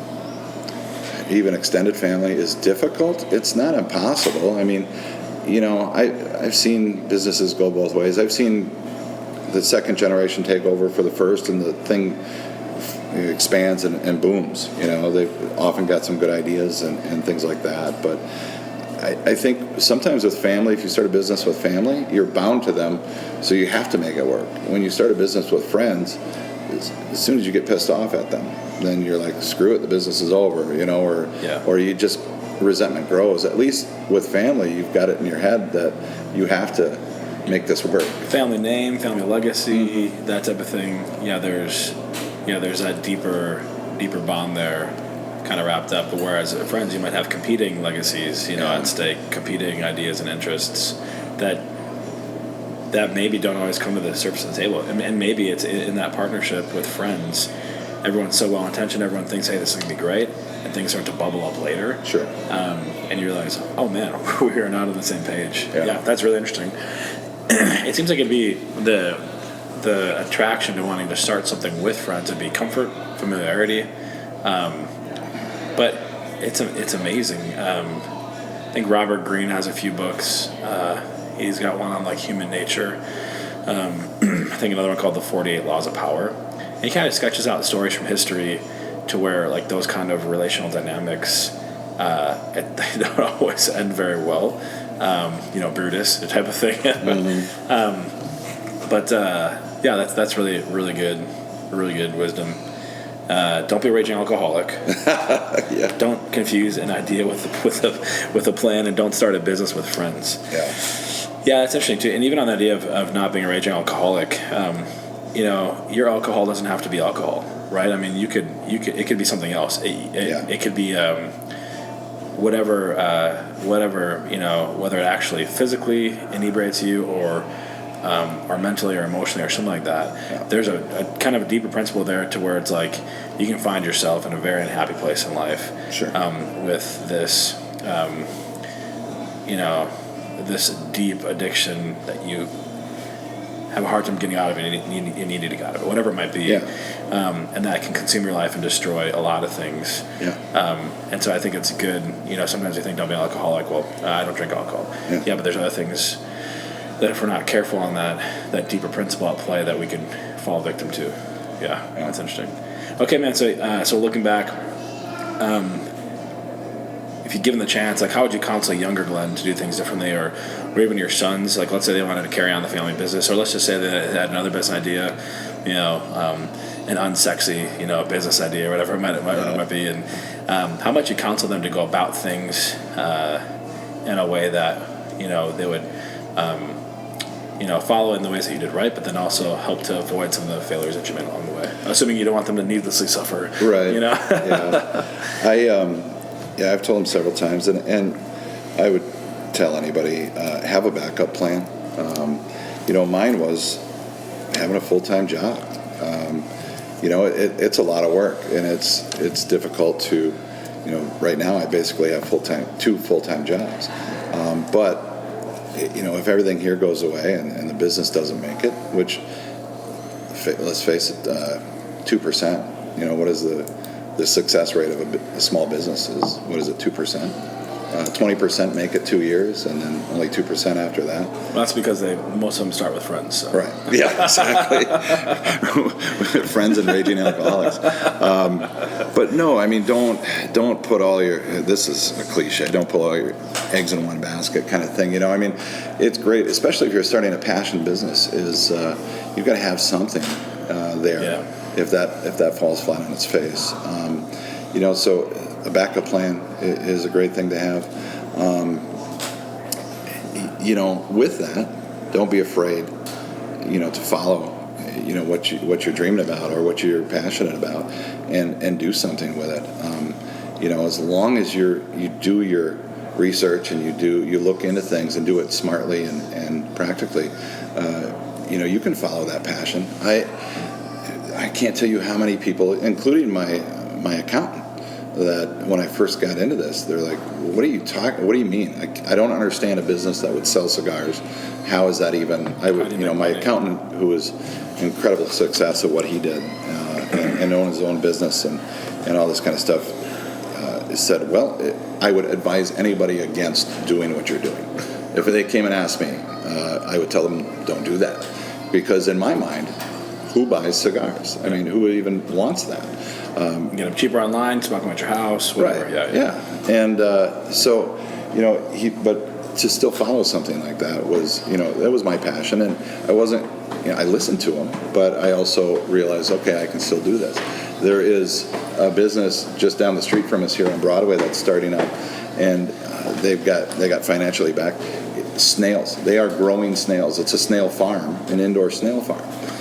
Right? So, what? Exactly. And that's what I said. But I'm like, I remember thinking, well, I don't know how many people told me, selling cigars, what are you, crazy? And so, personally, I mean, they make escargot, right? I mean, they make these snails, and they're going to start this snail farm. In my mind, how does that even make sense? But are they still in business? Oh, they haven't. They've just got their funding. They're just starting up. Sorry, we've got customers coming through. Oh, it's all good. That's all right. I was going to ask if you were outpacing the snail farm. Hopefully we do well. But how many businesses have I seen start that I didn't understand that just boomed and became massive industries? I'm pretty sure the Zimmerman family, when they told them, when they said, well, we're going to sell groceries at our gas station, people were like, no, people go to the grocery store for their groceries. You're never going to make it. Now, Quick Trip is in 7 states, and it's one of the fastest growing businesses in the world. I love Quick Trip. Yeah, Quick Trip's amazing. But you don't live in Wisconsin unless you get gas at Quick Trip. I know, right? They're clean. But at some point, somebody told the Zimmerman family, selling groceries at a gas station is just not going to work. Nobody's going to do that. So that's interesting. So it's like you're saying. Earlier you said reach out for help, find partners, seek that advice. But then there comes to a point in time where you have to, once you've done your due diligence, once you've done your research, you have to, in one sense, burn the ships and go all in on whatever it's going to be. Mm-hmm. And don't be afraid of that decision. Right. Even if one of your advisors is saying, "Hey, I would caution you not to do this." Right. That's good that you can receive that wisdom and the advice, especially from someone that is worthwhile listening to. But it doesn't mean that you necessarily would take it and apply it. And that takes a level of, like you said, boldness and courage. Because if someone that you really respect and honor is telling you don't do it, right, you might start to second guess yourself, doubt yourself, all that kind of stuff. Yeah. Oh, absolutely. Sorry, I wasn't picking up on it. So. I'm sorry, I got lost. Where are we? I'm giving advice on not being afraid. And when someone that you really esteem and respect and you reached out to for help, like your CPA, and he's saying, I wouldn't counsel anyone to do this. And you're like, all right, thanks, but I'm going to go do this, right? Because you have a plan, right? It's not just an idea, right. But that can be a challenging thing, right? When somebody you really esteem is giving you advice contrary to what the plan is. It's tough. It can be a tough dynamic. Yeah, I mean, you have to weigh that, and that's where the not be afraid part is, because otherwise nobody would ever start a business. If they listen to everybody that told them not to do it. But again, I had a backup plan, so I figured if it didn't work out, well, whatever, I'm out. Whatever I put into it, I guess. But I tried to create something, and I'm the type of person that I would have regretted not trying at least. To me, again, it's not a boring business. I told you that before. If you really want to just make money, then start a boring business that is to do something boring that everybody needs. And you can do great at it. Now, if I were to take a guess, like the product here isn't cigars. No, it's a culture. It's an experience. It's an experience. We're an experience-based business. Because yes, right now you can buy cigars online. I don't know if you can buy alcohol online right now. I'm not even sure, but you can get it at a liquor store. Right. Probably cheaper than you can get it here. Right. But it's the experience of what you do here. We've got probably the largest selection of high-end spirits. north of Milwaukee, maybe in the state of Wisconsin. I mean, we got 320 different bottles of high-end spirits, and so you're not going to have that at home. So the experience is Green Bay, Wisconsin. Well, if you do it, yeah. Well, they have 320 bottles of Kessler, maybe, but if you're anything like my home was, but Fireball. Yeah, but it's if you want to come and experience a little bit of each of those, that kind of stuff, that's what we're selling, really. And I think this entire society is going to become more of that as we can purchase more things online. If we can purchase more things without even leaving the house, what brings you out? What takes you out of the house and brings you out in the community? It's an experience. You have to experience something. Yeah, absolutely. Well, it is one of my main goals to give you more in use value than what I take from you in cash value. And so, man, I love that this podcast is for free. And I really hope that you are finding just incredible value. Who knows, maybe in one of these episodes, you'll take an idea that will be worth $1 million to you. And that's so awesome. If you believe in this and what we're doing here and you'd like to give, you can go to patreon.com/whatnottodo and you can give according to your heart's desire. But seriously, every little bit helps in our mission to equip the world for success. Thank you so much. Yeah, it's I mean, actually, funny enough, this conversation is exactly what you guys are selling. Mm-hmm. Like just the ability to come and do this, right? And I agree with you. Like in our day and age, where it's like even like inside your own home, how everyone is in the front of their own screen, doing their own thing, and you almost have to like start to block time just to try to get the family together and do stuff or play a board game or all that kind of stuff. Absolutely. And varying dynamics and schedules. Like so, for instance, one thing that comes to mind is when Starbucks started. They had this idea, Howard Schultz wanted to create what he called the third place, the place in between work and home. Mm-hmm. And I think you guys are playing on a similar dynamic where you guys come in here at the end of the workday. That's what I do. I usually roll in on maybe like a Friday afternoon, crank out some work emails, all that kind of stuff, do some reading. And it's kind of like a place that I come here before I go home. Sure. And it's really, really cool. And other guys come for a football game, other guys come play poker, just hang out, whatever it is, and just meet new folks. And you guys are really kind of like that third place to where you guys aren't going to have this at their house, guys are going to have 20 other people at their house or a quiet place just to come and do work at their house, It's a really, really kind of a unique experience, which is really cool. Yeah, thank you. Yeah, absolutely. So, life, I guess a picture I like, we are inescapably influenced in life, and it's kind of like you have like this rose, right? And the promise of that rose, the potential of that rose to become the rose that it is, was wrapped up in the seed, right? Mm-hmm. And now what's contingent on that rose actually coming to full bloom and being and really flourishing is environment. Falls on blacktop, not going anywhere, right? Falls in an ashtray. I don't know if that could even germinate or what. I don't know. But even if it gets in a garden, you could have disproportionate measures of sun and rain, and it's going to not be good. You could have a lawnmower come and just whack it. Sure. And I think human life is like that. Human nature is like that, where we have so much potential wrapped in us from birth, and gifts and abilities that need to be cultivated and developed. And our environment plays such a huge part in that. You kind of actually alluded to it, like in your own story, right? And the blessing of having wonderful parents like you did to really cultivate and develop. To the point where you got to meet your biological mom, and it was extra. Like that's just an awesome testimony to their parenting.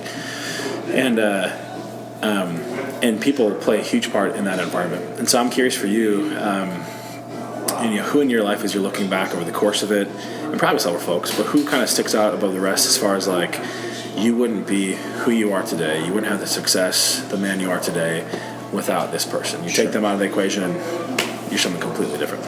Okay, yeah. Well, I always got to point to my father. My dad was very influential in my life, and not so much in his views and what he said. It was really how he lived. And so, this is so true. Our children watch us more than they listen to us. Because there's so much that we say to them, but if they don't see it, in our own life, what we say, if we don't do what we say, I mean, that's what they're going to notice. And my dad was an interesting character, and being a minister, prior to that, he was a Marine, former Marine, I guess is what the right term is, and kind of a hardcore partier back in the day, kind of stuff. And he didn't try and pretend to be a different person when he got into the ministry, and his morals may have changed a bit, or his ideals and how he lived his life, but he, at the core, he was this person, and I watched that day in and day out, and he lived what he would say, and he wasn't a holier than thou person. He was, there's something I always talk about, confidence versus arrogance. He was a confident person in what he believed and who he was, but he wasn't arrogant about it. And he had his failings and failures over his life, and even as a parent, I'm sure he did. I didn't think so. I guess I always thought he was perfect, and this figure growing up, very strong and everything like that. But I'm sure he had times when he did things that he was not proud of, but it was his ability to show a lifestyle and actually live that. I learned so much from, and the amount of honesty that I grew up with was amazing. Truly honest about things, just even about my, how I came to be in the family. They were always honest about it. It was never this, weird thing, or you were adopted kind of thing. It was just like, yeah, you were adopted. Okay. So anyways, the next thing, it was just a normal thing, and but very, very honest about everything, and I try and continue that. Those things I learned from him. He was not a business person by any means. The man worked for a living all the time. That's what he always did. So he wasn't entrepreneurial. I didn't learn a lot that way. It was just his attitude and his way of conducting himself that was incredibly influential on me. Let's see, other people. I didn't have a lot of, I would say, business mentors in my life, which I think would be a great thing for people, is to have a business mentor. I wasn't about to take over the family business preaching. It wasn't my lifestyle. But, I always often wished my dad owned a business so I could just take it over. And I think I was always seeking that mentor. I never really got that. I think it would be great for somebody to have. But similar. Pulse to this podcast, or to that podcast. Exactly what you're talking about as far as that dynamic and having that business mentor, not somebody you can learn from. That type of thing. That's a big drive of what I'm doing here, which is cool. So cool. Yeah, obviously, the community of Alcoholics Anonymous was a huge influence on how I conduct myself and my decisions when it comes to business. That was very influential. Some of the, I give some credit to, so I was married before. My ex-wife was very influential. She had a master's in business, and she knew the ins and outs of how you do work and how the background of a major company is run through the people that run it, the people that are involved. Obviously, when you become this massive enterprise, there's not going to be one person that can oversee and think about every little aspect. And there was a lot to be learned from her and the way she conducted herself in the industry that she worked in. And she was very supportive. You talk about success and failures. It's kind of interesting. People saw that we got divorced, and it's like, well, does that mean you had a failed marriage? And I always say, I don't think we had a failed marriage. I said, we got married, we had 2 kids, we got divorced, but we don't hate each other. We're actually good friends. I said, that's more success than a lot of people that are still married can say, that they don't hate each other at the end of it all. And our boys are phenomenal boys. We raised them together, even though we weren't married. So, for me to be able to do the things in my life that I've done, I couldn't have done it without, if I would have had somebody I was fighting with constantly to raise my children, and we couldn't see eye to eye and all that, that would have taken up all my, and I've seen it happen so many times with people that are no longer married and they have children, is that takes over their lives, is this aspect of constantly fighting. over what the kids are doing and how to raise them, and we didn't have that problem. Awesome. My wife Tara, I've known her for 5 years now, and she was very involved in the business community, especially the Broadway business community. And man, there's things we talked about and this is 6 years after I started a business, and I'd been doing different businesses for a long time. And we talked about stuff, and I'm like, I have no idea what you're talking about. I mean, I can't. How do you know any of this stuff? I've never heard of it, and you're telling me, oh, well, I've got to make sure I watch for this, and I can get help over here for this, and whether it's sign grants or how to deal with the city, all that stuff I learned just by listening to what she had to say. That's awesome. So she was incredibly and remains a huge influence on. Sometimes it's, why are you doing this? And I'll go, I don't know. I don't have just deal with it. That's what we're going to do. Glenn, why are you in the lost and found? Yeah. Mm-hmm. Yeah. It's, if you really think about it, you can, just about anybody that you meet in your life can really influence your decisions. And they do whether you think about it or not, because somebody will go, well, I tried doing that. I'll come up with some amazing idea, and then somebody will go, oh yeah, I tried doing that one time. It was a horrible flop, and here's why. And you're like, oh, scratch that, and at least that's the work. You don't have to put work into that anymore. That allows you to do something else. But I've been lucky enough to be surrounded by people, and it's amazing. You think about it, the advice you get isn't just business advice. It's not like, I don't even go out and seek it that much. I don't seek business advice. I just seek advice, and I listen to what people have to say, and whether it has anything to do with business or not, you can apply it to your business and how things run. The number one thing I learned, though, and that would be honesty.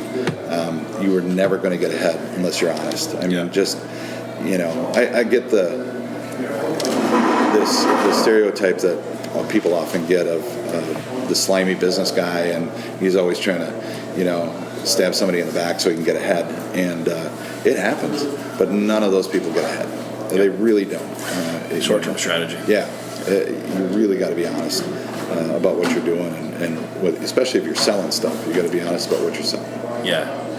I always thought that sales wasn't so much. A lot of people think sales is about trying to get someone to do what you want them to do. Mm-hmm. I think it's just figuring out what people want and helping them to get it. Yeah. It's that easy, And when you take that approach and you put their success first, you get success, right? Yep. If you leave with the money at the expense of people, you're not going to get money or people.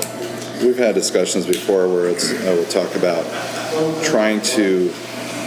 You can't gear a business towards the handful of rich people in an area. In this business itself, you would think that right in the beginning. You're going, oh, okay, you want to make this super high end because you want to attract, whether it's the Packer players or coaches or CEOs and all that kind of stuff.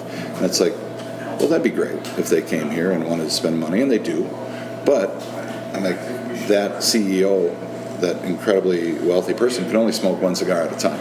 And if we base our business model off of servicing just super wealthy people, we're not gonna make it, because that's such a small percentage. I'm like, you gotta base a place for a majority of people. The working class is my favorite group because I'm in it. Of people to attract and to come in and hang out with. It's amazing. But we've had a slogan for a long time, and it's really true, is we always say you don't have to have $1 million to feel like $1 million when you're here, and that's kind of what we're going after. But it is definitely, it's a fine line before you lose your providing an experience for people and trying to sell that, and then losing your vision at some point. It's like, you can't do everything. I'm not gonna have an axe throwing booth in the corner of the cigar lounge. We're gonna do this one thing. Hopefully people like it, but we also have to pay attention. But you can't you don't want to cross that line where you're totally pandering to everybody, because then you just lose it all. So, well, I'm really excited to share with you that What Not to Do has been gaining traction and momentum and experiencing some early wins, which is super exciting, and reminded me this show is about you, it's for you, and I couldn't do it without you. So thank you so much. If you're part of a company, if you own a company, and you think your message would be really, really relevant and valuable to the folks that are part of this community, entrepreneurs, leaders, public figures, and those aspiring as such, reach out to me. My contact info is in the show notes, and we can sit down and consider what it would look like to partner together in equipping the world for success. Yeah, so talking about, who you're appealing to, who you're going for,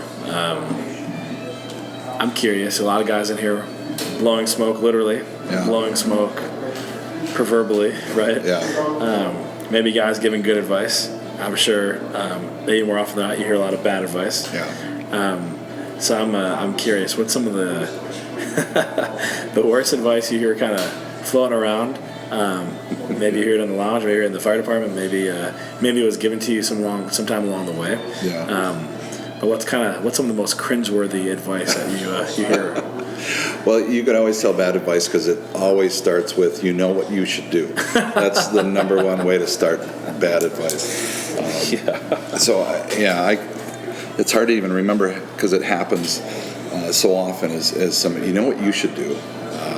And it revolves around things that only one person would really, really like you to do because you can spend the money on it and then they get to enjoy it. But, I've had advice or people tell me, lazy boy recliners, long couches. I'm like, we should have those in here. I'm like, you can't make money off of people sleeping. I'm sure somebody could.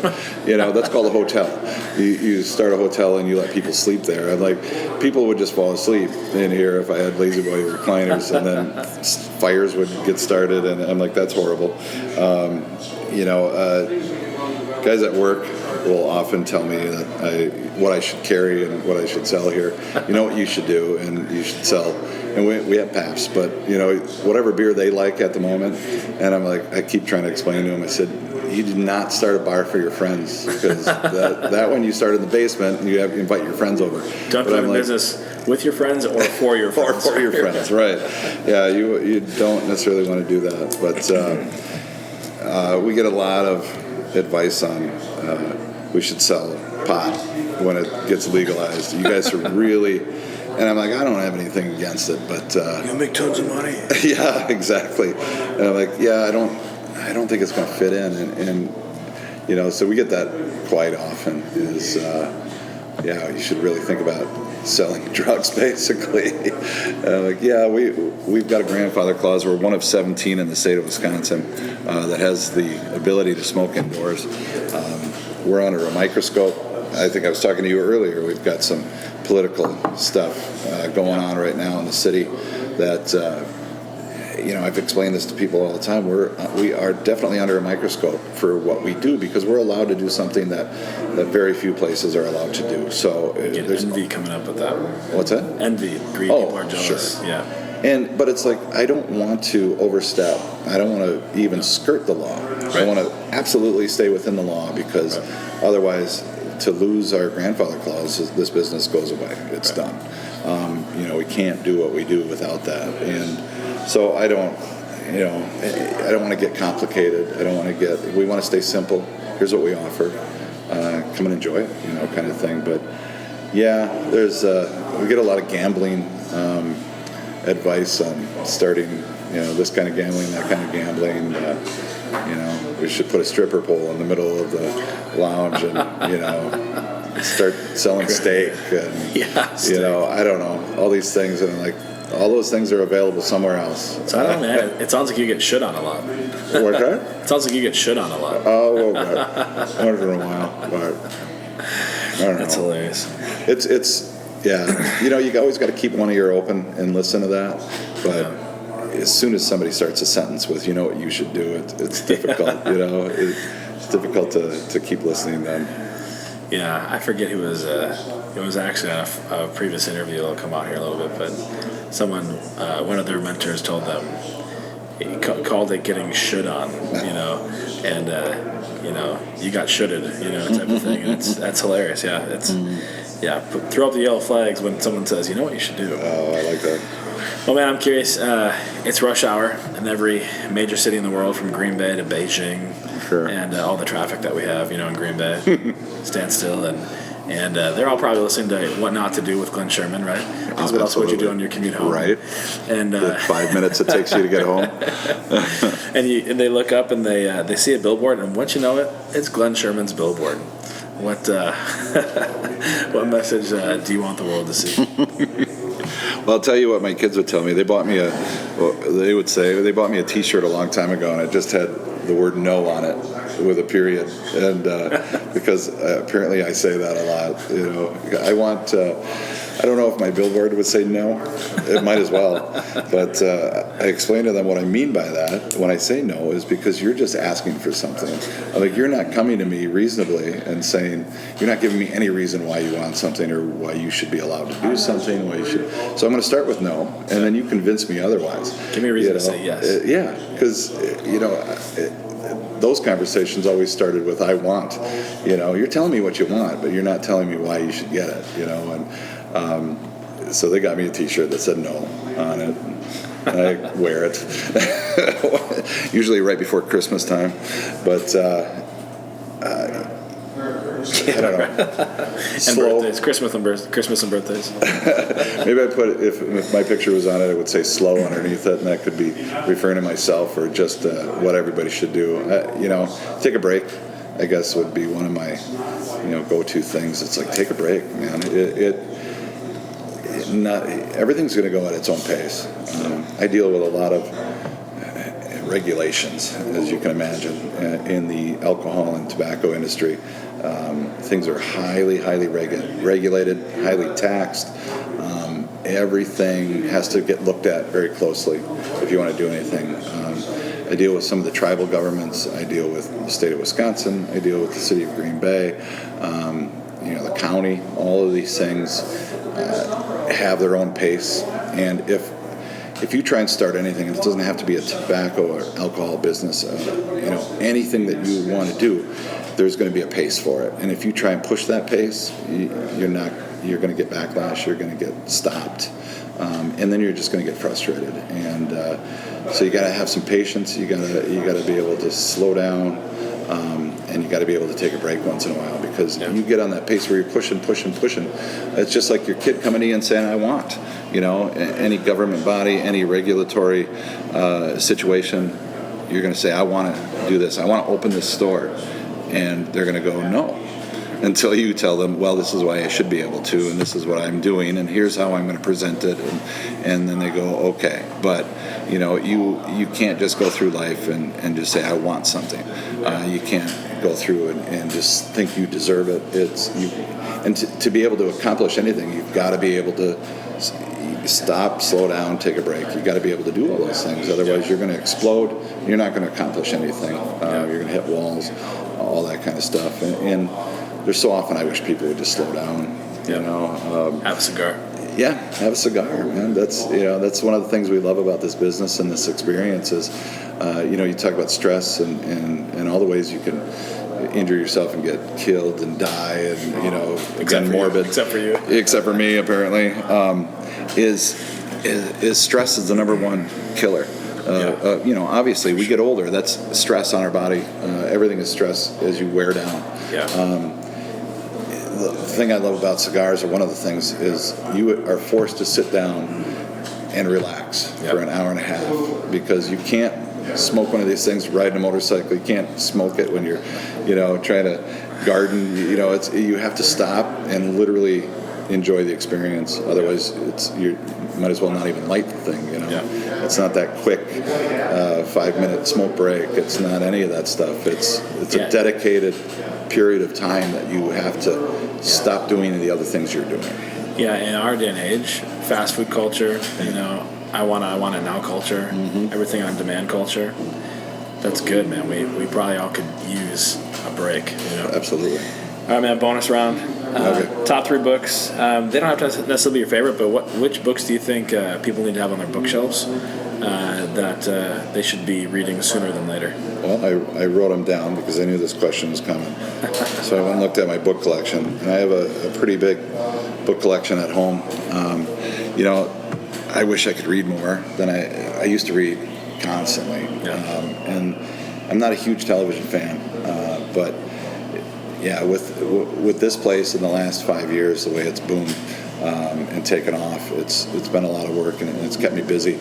And so I started getting back into reading.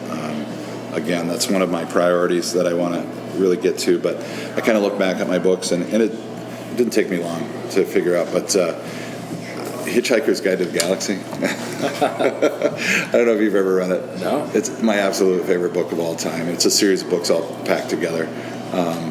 There's a lot of political things in there. And it was written, for being written as long ago as it was, it's basically the story of another race, an alien race, another world, that is building a superhighway, and Earth is in the way. So they're demolishing Earth to make way for this superhighway. So then obviously it parlays into local politics and state when they're building things in eminent domain and all those kinds of things. And there's so many parts of it that deal with just how people interact and how ridiculous we think it is because, well, this is, how it involves you. Well, this impacts me.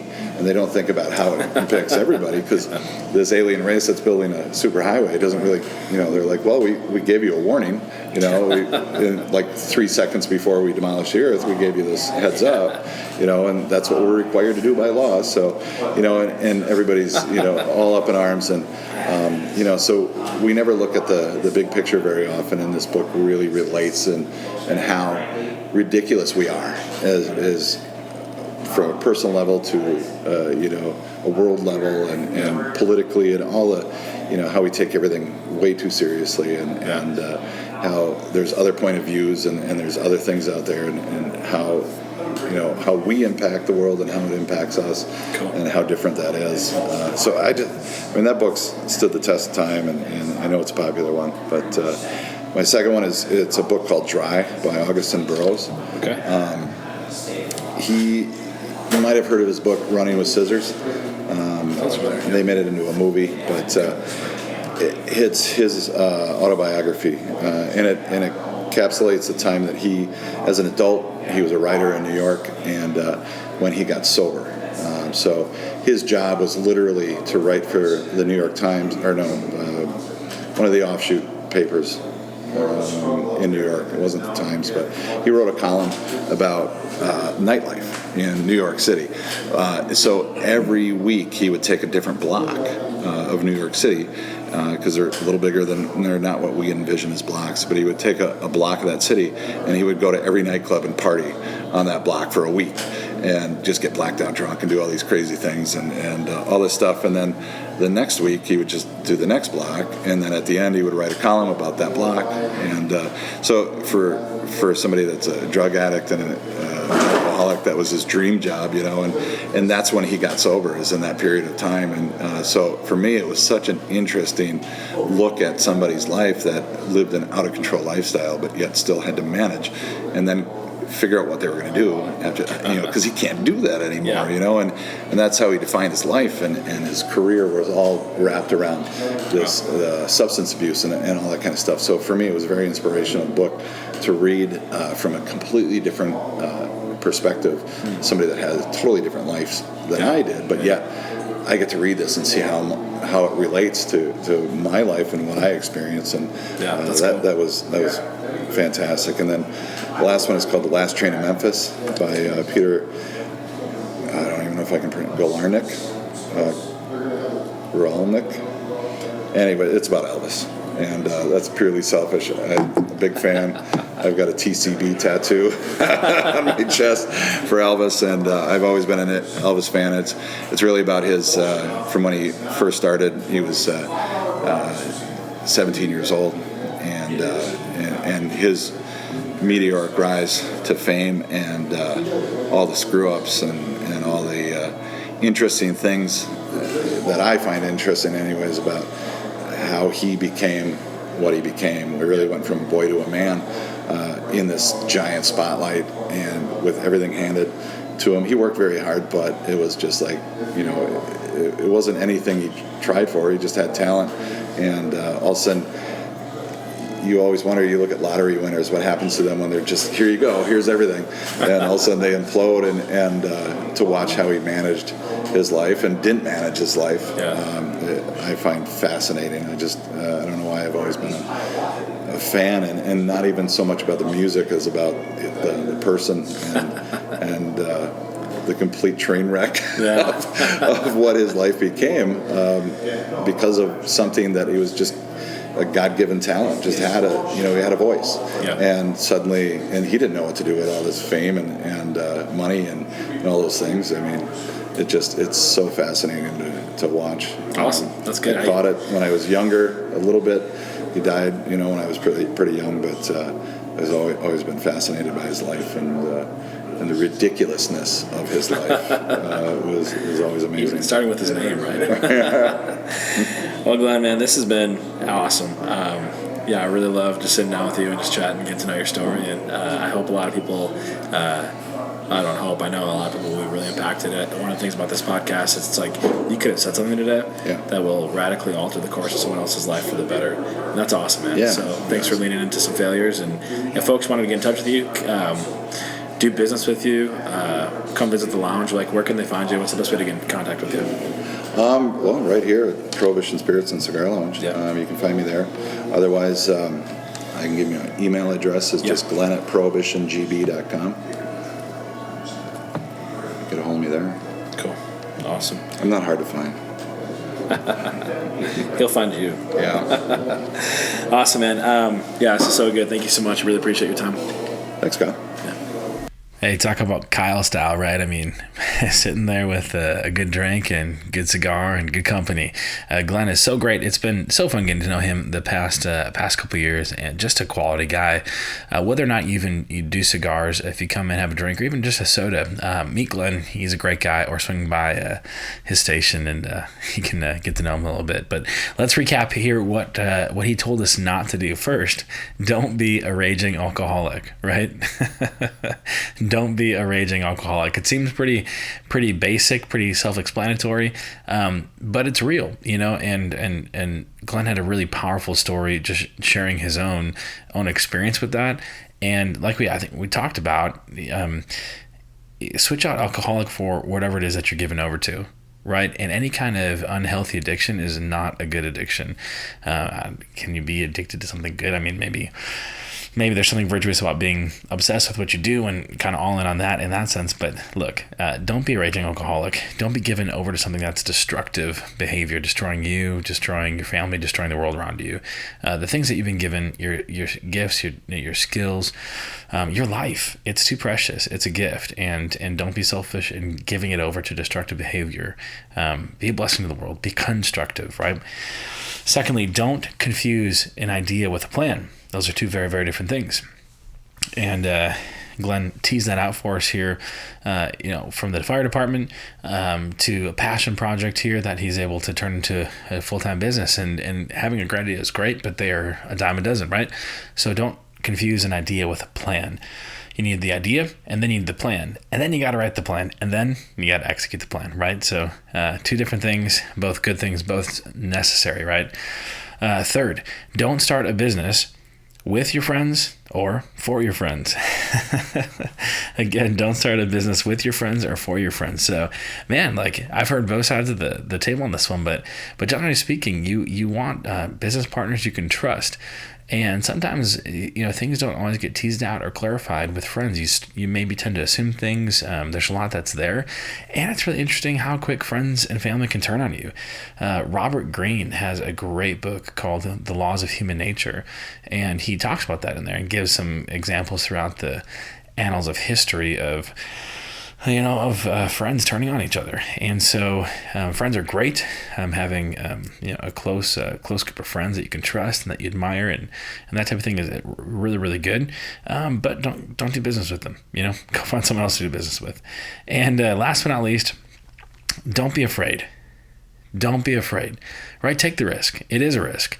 But remember, there's more risk in inaction than there is in taking action, right? There's more risk in staying where you are and not growing than there is in stepping out and seeking to grow. And so realize, hey, look, you're on the floor. You can't fall much further, right? The potential upside is incredible, right? So stand up, get up off the floor, stand up, look up at the stars.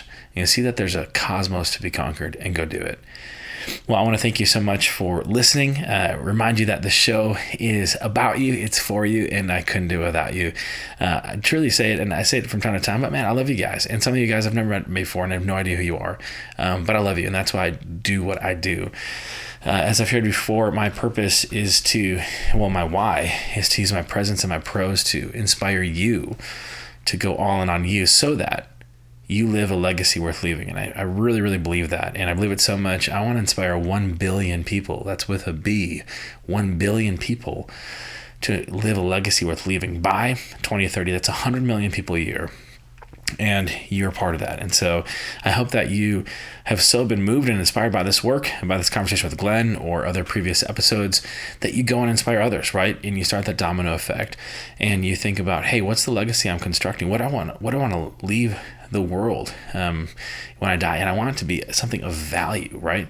And so go be inspired and go all in and do that today, wherever you're at, whatever you got going on next. Go all in. You can do more, so go and do it.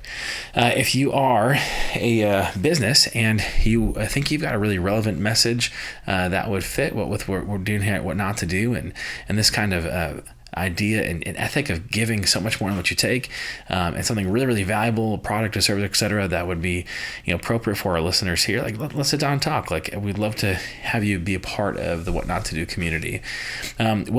With that, it's been said that good men learn from their own mistakes, but great men, they learn from the mistakes of others. So go and be great, and we'll see you next time.